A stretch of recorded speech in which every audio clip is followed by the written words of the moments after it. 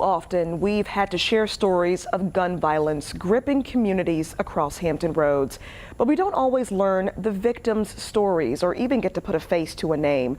But a mom who lost her son years ago is changing that. She turned her grief into a movement to save others, transform communities, and keep her son's memory alive. Here's how Monica Atkins is making a mark.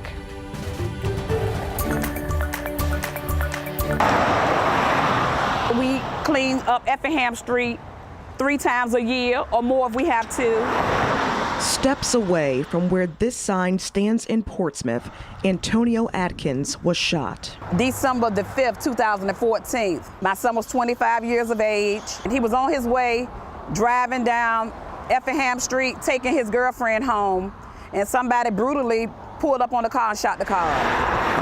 That is how Antonio tragically died, but his mother, Monica Atkins, chooses to remember how he lived. My son's personality was everything. He was never disrespectful. My son would never part ways without saying, "Mom, I love you." Nearly 4 years after Antonio's death, Monica started the nonprofit Stop the Violence 757 to spread awareness and provide support for victims, families, and communities. We acknowledge nonprofits that's being overlooked in the community. Some years we gave away scholarships. We just not on social media to be seen.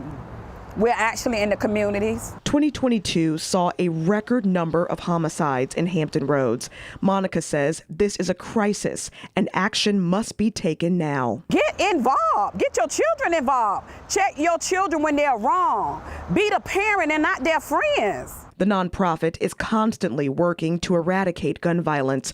Monica says her strength to keep fighting comes from God and Antonio. My son was my everything. He was my best friend. When they took my son, to me, they messed with the wrong parent because I refused to be quiet. This is who I am. I love being a change in the community, or at least trying to be the change.